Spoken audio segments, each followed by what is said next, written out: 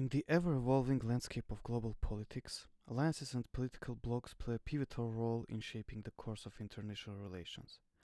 Among these is the Commonwealth of Independent States, commonly known as the CIS, a regional intergovernmental organization focused on cooperation on political, economic, environmental, humanitarian, cultural, and other issues between some of the former Soviet republics. But to understand what the CIS is, we need to go back in time. No, not that back, just a couple of years, to the moment when it all officially started.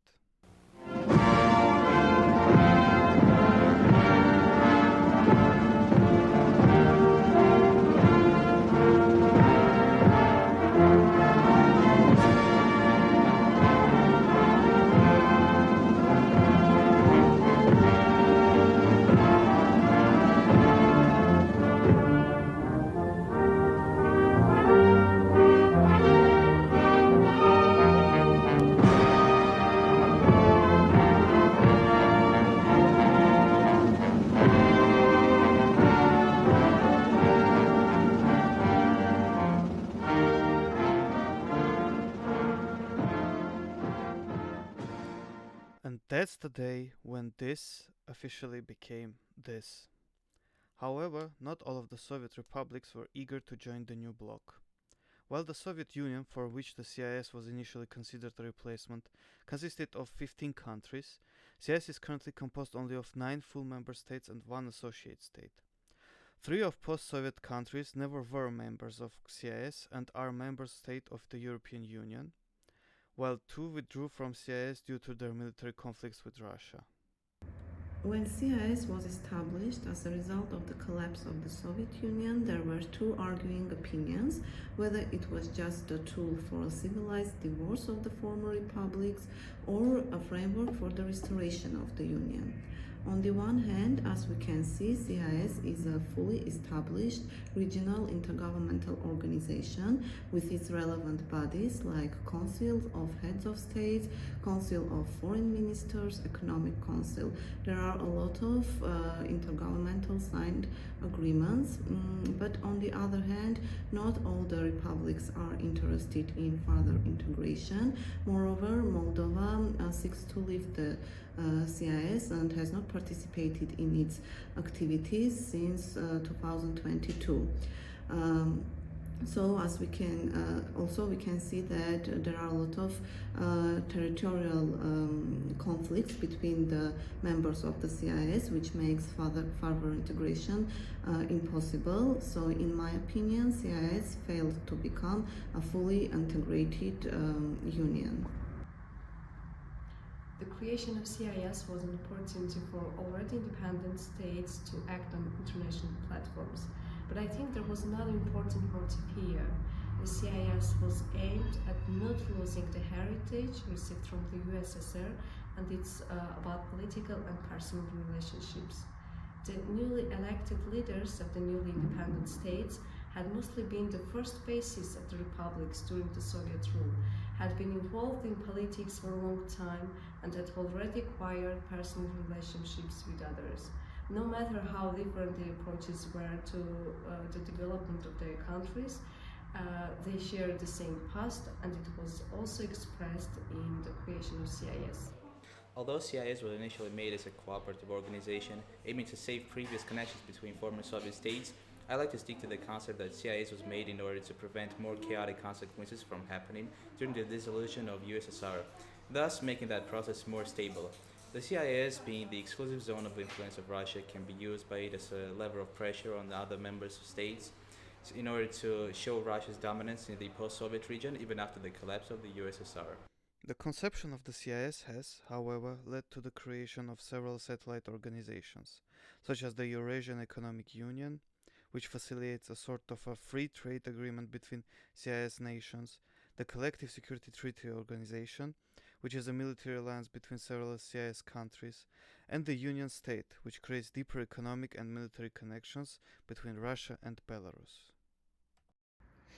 In my opinion, the main idea of the CIS is to have a platform where member countries can coordinate their policies, be it foreign policy, social policy, economic development policy, or even defense policy.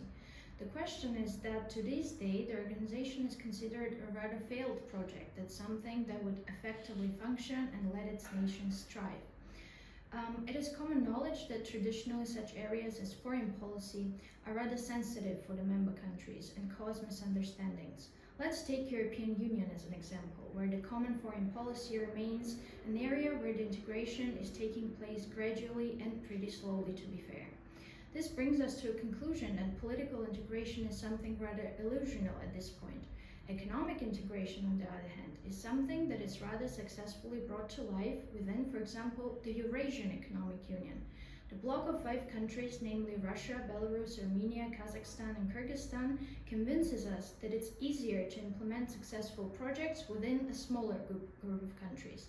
As someone with background in law, I would like to draw your attention to an important fact when moving forward to further Eurasian integration. It's the regulation on the Human Rights Commission of the CIS. The project could be implemented and become something similar to the European Court of Human Rights. Especially considering that Russia is no longer a member of the Council of Europe, this could be a great start for restoring human rights protection within the post-USSR area. The collapse of the Soviet Union led to a situation where each republic faced its unique challenges and opportunities. Borders were redrawn, economies were reshaped, and new identities were forged. Furthermore, several military conflicts occurred on the newly shaped borders. Some of these conflicts are still alive, while others are in frozen state.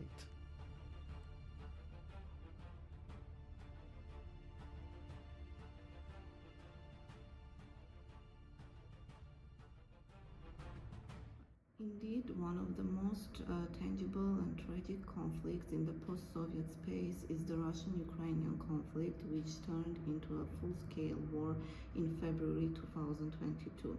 In order to understand the roots of this conflict, it is necessary to go back to the 17th century when, as a result of war between the Polish-Lithuanian Commonwealth and the Tsardom of Russia, the country was divided along the Dnieper River into the left bank under the Russian control and the right bank under the Polish. And also, by the 18th century, the whole of Ukraine fell under the Russian Empire, and later it turned into a republic under the Soviet Union. This division into West and East has never disappeared, resulting in the current conflict. Actually, people living in the eastern part of Ukraine have always had stronger ties to Russia, while the western Ukraine, on the contrary, has always tended to support the pro-Western politicians. It should be noted that such a division into pro-Russian and pro-Western forces and sentiments has existed in almost all the post-Soviet republics and even has resulted into revolutions in some of them. But in Ukraine, this division is somewhat deeper and is visible even geographically. Thus, the eastern part of Ukraine is mainly steppes with fertile soils, while the western part is mainly forested. And this division, in my opinion, will inevitably lead to a formation of two republics in the territory of Ukraine as a result of the ongoing war. The Moldavian USSR was not originally ethnically homogeneous. Russians and Ukrainians have historically lived on the left bank of the Dniester, a region called Transnistria, and Moldovans lived on the right bank. At the end of the 80s, relations between the regions changed a lot. The whole policy of the country changed to the detriment of Dniestrians. Transnistria did not agree with the new policy, and when Moldova announced its secession from the Soviet Union, Transnistria also declared its independence. Chisinau did not recognize this decision. The situation gradually escalated, and in March 1992 it came to an armed conflict. Moldovan nationalists wanted to make Moldovan the official language and switch to the Latin alphabet. Part of the population of the republic did not like it, to which a rather harsh response followed. Moldova is for Moldovans. Suitcase railway station, Russia. Russians from the Dniester, Jews to the Dniester, the nationalists answered. As a result, the Moldovan was made the state language.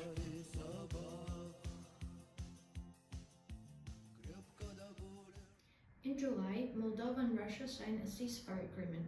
The war ended, but the conflict was never fully resolved and became frozen. Close economic ties remain between the countries. For example, about 40% of the products produced in Transnistria are exported to the European Union through the capital of Moldova. But it is not possible to agree on the main issue: should Transnistria be independent from Moldova or not? The fighting lasted for 5 months. Thousands of people were killed. According to official data, the 14th Army, which at that time was subordinate to Russia, played an important role in ending the war. It was the largest and most efficient army. Officially, Russia remained neutral, but some units of the 14th Army went over to the side of the Transnistrians. Subsequently, this fact was officially recognized by Yeltsin. In 2006, a referendum was held, in which more than half of the Pridnestrians voted for secession and subsequent accession to Russia. The results of the referendum were not recognized in the world. In Moscow they said that the elections were held fairly, but let's leave everything as it is. At the same time, almost half of the population has a Russian passport, with which they also participate in elections. Since the Pridnestrian passport is not recognized in the world and it is impossible to go anywhere with it, the population has either a Russian, Ukrainian or Moldovan passport. To this day, no UN member state has recognized the existence of the Pridnestrian Moldovan Republic.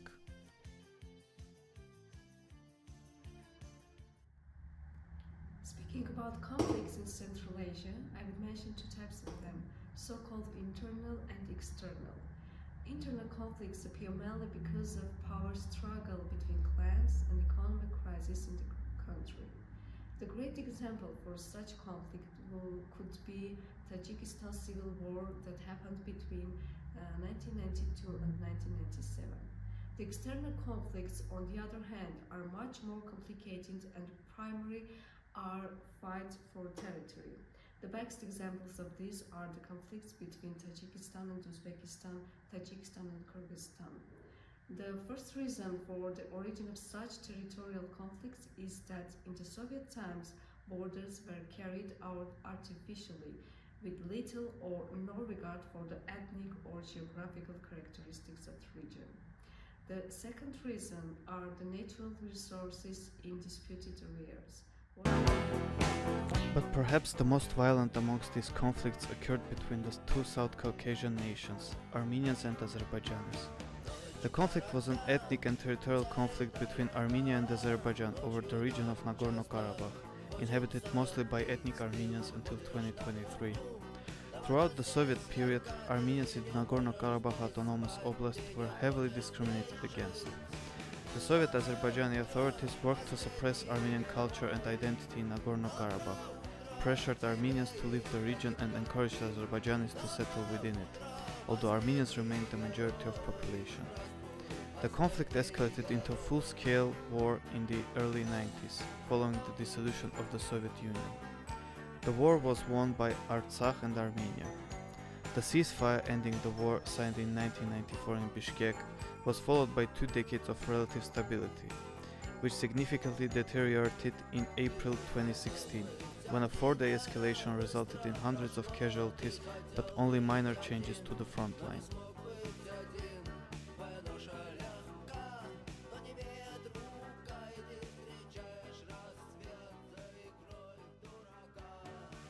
For almost 30 years, Armenia controlled Nagorno-Karabakh, until in 2020 Azerbaijan started a full-scale invasion into the region. The 44-day war ended with signing a trilateral agreement between Russian and Azerbaijani president and Armenian prime minister. With thousands of casualties, Armenia lost control over most of its controlled territories in Nagorno-Karabakh and was surrounded by Azerbaijani troops. And now on September 19th, Azerbaijan started the so-called counter-terrorist operation against Nagorno-Karabakh to cleanse the region of ethnic Armenians. As a result of this attack, more than 60,000 native Armenians are being forcefully displaced from their historic homeland.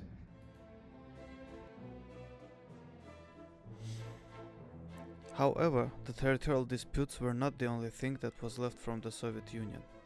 During the times of its existence, it managed to cultivate a rich and diverse cultural basis for all of its member states.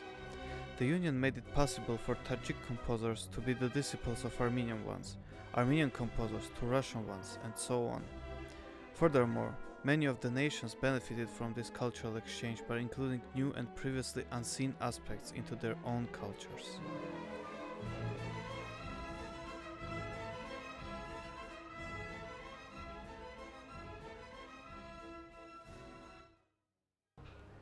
Soviet culture is praised by many even now, as people find it very unique, even though it was almost the same in every part of the Soviet Union. Profound films, music, art pieces were created under the governmental censorship. The Soviet culture was not only ballets and art.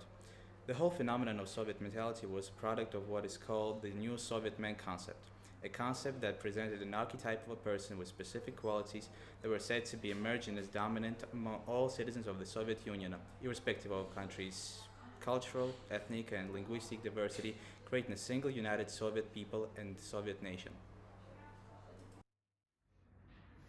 The USSR culture combines the best features of different nations under the censorship of the center. And while the strict political regime was censoring artists, the rising level of literacy and urbanization gave birth to unique architecture, literature, and painting not only in Moscow but in all republics of the USSR. Many of the best buildings situated in post Soviet capitals are still the ones created back then. So for me, the USSR culture is a combination of modernism, classic architecture, national uniqueness, and of course, central censorship. When speaking about the USSR culture, we should consider that the 15 republics which formed the Union had quite different cultures and even religions. In this context, we should see that obviously Russia, Ukraine, and Belarus have the most in common as they share the same Slavonic language group and they share the same historical ancestor, Kievan Rus, a state which existed in northern and eastern Europe from the 19th to the 13th century. However, currently Russian is the only second language in Belarus, and while most of the Ukrainians are bilingual, however, the current Russian-Ukrainian conflict has also developed into a cultural conflict, and a lot of Soviet monuments are being dismantled in Ukraine. The street names are being changed, and everything is being done to erase the Soviet vestiges in Ukraine. In Belarus, on the contrary, everything is being done to preserve the Soviet culture, and Belarusian government tries to stifle any signs of Belarusian nationalism, considering it a threat to its rule. The Soviet and post Soviet culture's influence can be seen everywhere nowadays in movies, in video games, in comic books. Even the Soviet brutalism, the architectural design, can be seen in different countries, including European ones. Culture in CIS Central Asia region is multi-layered. It includes nomadic lifestyle, traditions, some elements of religion. In contrast with other regions of CIS, Central Asia region countries were traditionally Islamic, which mainly affected their culture. Moreover, five countries except Tajikistan speak Turkic languages, which makes cultural commonality stronger. Although Tajikistan, Uzbekistan, and Turkmenistan were influenced by Iranian culture, and Kyrgyzstan and Kazakhstan have a lot of familiarities with Turkic nomad culture, Soviet hegemony succeeded in creating universal Soviet culture. In essence, the culture of the post Soviet countries serves as a testament to their shared past, resilience, and determination to carve out distinct identities while honoring their common history. Despite the challenges of economic reforms and geopolitical uncertainties, these nations have managed to preserve and celebrate their cultural heritage, fostering a sense of unity and solidarity among people. This cultural unity amidst diversity underscores the rich tapestry of traditions, values, and experiences that bind these nations together, paving the way for a future shaped by collaboration, mutual understanding, and collective progress.